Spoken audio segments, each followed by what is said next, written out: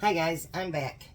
So I promised you I would try to do some preserving this weekend. So I picked up a couple of bags of different kinds of noodles and some spaghetti. The big thing is flour, some sugar, some rice, so I can show you how we preserve these things. I'm going to start out with my sugar. I used to recycle everything. So like all my bottles, everything would go to recycling. I quit doing that. So like when we recanned the ketchup, for instance, I washed this out really, really good, and I dried it up obviously, and I save it now. So actually what I do with this now is when I buy extra sugar, which if you're going to stock up on anything, guys, stock up on flour and sugar. Because during the Great Depression, those were the two things that you got very little of.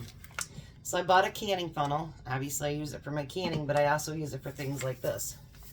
And do you know, if you buy this sugar at Walmart, it's $2.12. If you buy the name brand that comes in a plastic container, it's $2 more. So now you can keep it in a plastic container yourself and not pay the extra to do it. Now in the sugar, never put in an oxygen absorber. I've got to clean my countertop after this. And then see, I filled almost 3/4 of that up. So the next time I get sugar, I'll fill this one up. I will put on there with a piece of masking tape, and I will put sugar and the month that I put it in there. And then you can keep it in your pantry, and you know, your scoops will fit right in there too. But make sure you just, you know, tighten it up really, really good so that, you know, nothing's getting into it. Now, I have a food saver. Let me show you a picture of it here. I have a food saver. And I used to tease my sister because I'm like, I would never use this. So she's going to love this video because she was right about something else. I dropped my lid, sorry. Okay, so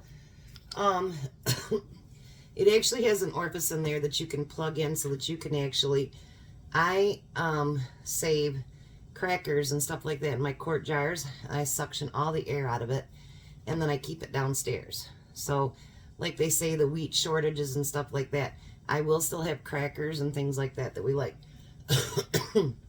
Now because this is a big bag, your regular quart bags, it won't fit in there. And you want to be able to do this whole thing because when you refill, like my gallon jug, it'll take that full 10 pounds.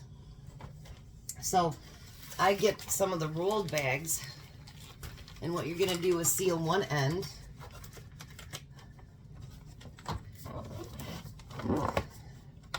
My kitchen is such a mess today, you guys. I have bread in the oven, did the pie crust, been getting stuff, got my canning that I haven't taken care of. I tell you, what a mess, but it'll get all cleaned up. Need to sweep and mop my floor because it's a mess too. But you know, when you're doing a bunch out in your kitchen, believe me, things get messy. So then you take this bag and you put this entire 10-pound bag of flour in this bag. I do it like I'm doing, I'll lean forward. I do it like I'm putting on a pillowcase on a pillow.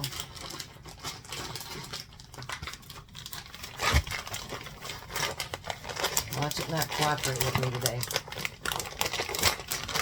Maybe these bags weren't as big as the last ones. Let me scrunch it down a little bit. Maybe my last bags were a little wider. I'm not sure. Hold on.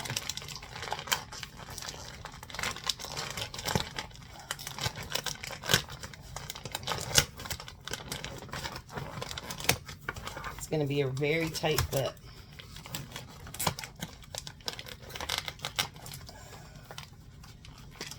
These bags I must have ordered a little bit smaller because the last ones I just dropped right down in there. I'm just messing up all kinds of stuff today, aren't I?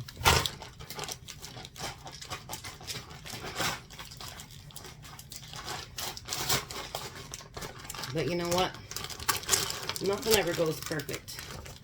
And if it does, I'm glad you've got such a blessed life. So then you're going to put it in here. And this time, instead of just sealing it, you want to pull all your air out of it. I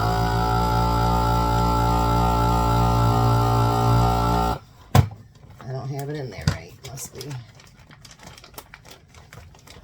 Because the bad thing about these, if you don't have it in right, it will not suck your air out.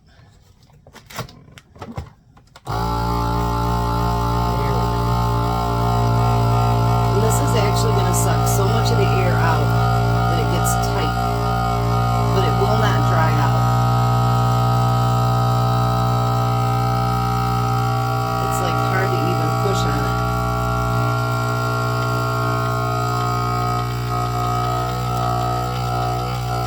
That means it's almost done. Sorry for the noise, guys.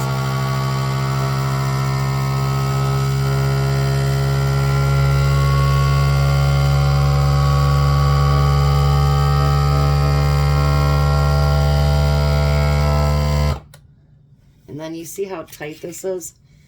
Remember what I told you when you're preserving your food. Air and light is the most dangerous thing for your food. That makes your food go bad faster than anything.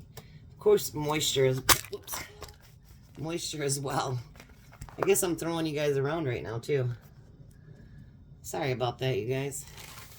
Did not mean to. I'm really throwing you around today, I guess. If I knew how to edit films, believe me, that part would be gone. So now it's completely sealed on the top and the bottom. And then you can put those in the 1 gallon buckets, or we actually use like your plastic storage tubs. Alright, so we're going to put that there. Now, I use quart bags for this. So like, I've been buying the noodles in a bag because they're a lot easier and I don't have to dump them in here.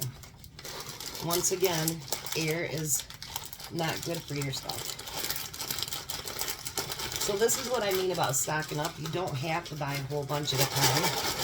Like I bought a couple of bags of noodles, a couple of bags of the elbows, and you know, your stock gets built up before you know it, and it's only like an extra $5 or $6 a week for groceries. So then this one, we're going to suck it right out. And apologize for the noise.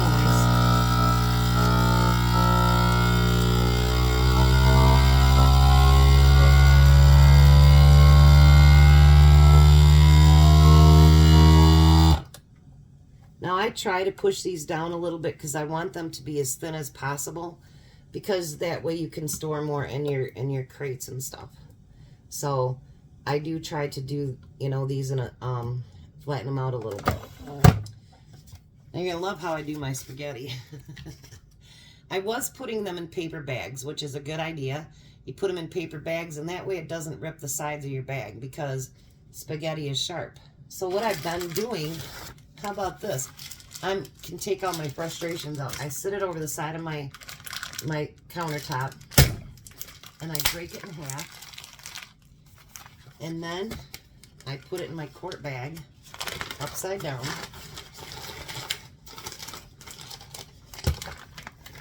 and then I seal it.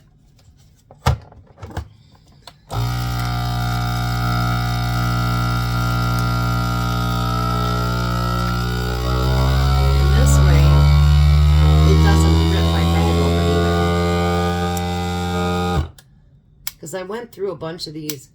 I'd gotten a really good deal on spaghetti, and I went through a bunch of them, and the air had come loose, and I figured out why that was, is because obviously spaghetti is more sharp. So that's why they'd rip through the bag.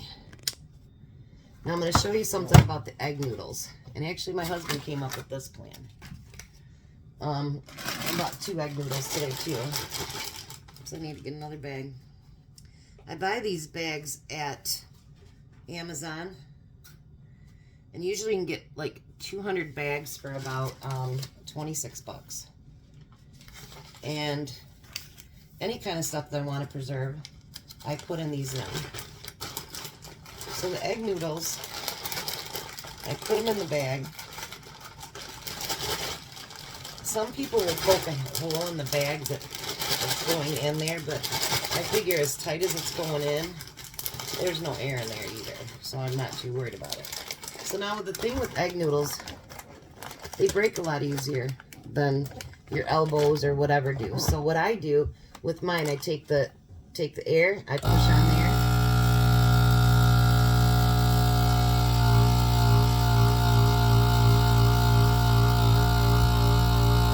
Nope, it's not. I didn't get it in right again. Ouch. Love when it comes down on my hand. I never thought in a million years I'd be doing all this preserving.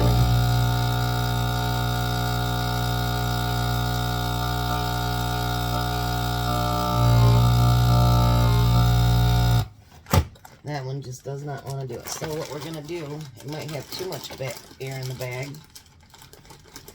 From the other bag, we're going to cut a little bit of that off.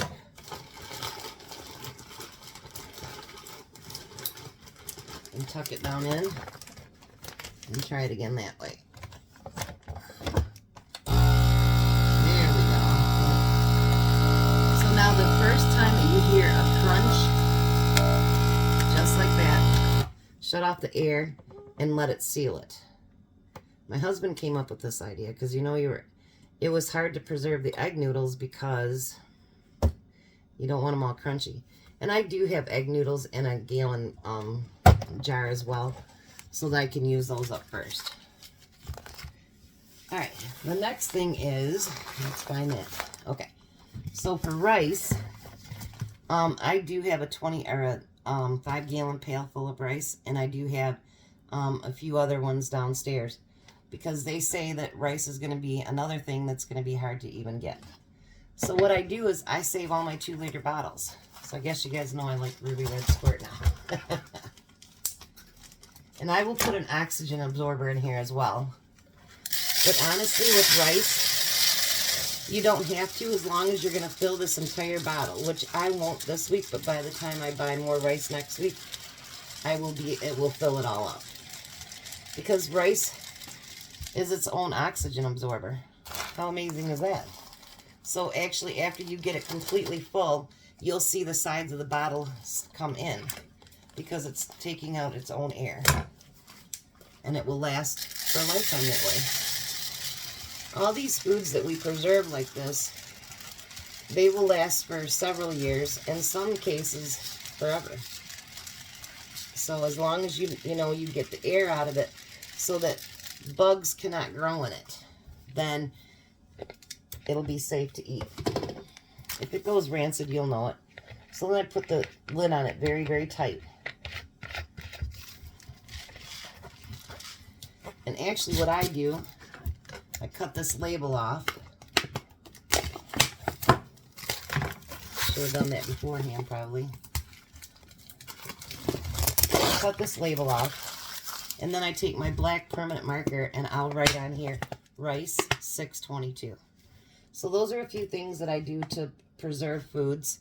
You know, if you don't have what I call the sucker outer, if you don't have one of those, you can actually do it with a straw, or you can just keep pushing down until you can get it with one of your resealable gallon or quart bags.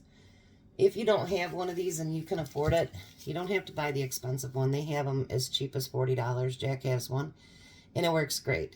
So I would invest in one of those and a dehydrator. Those are two great things to have.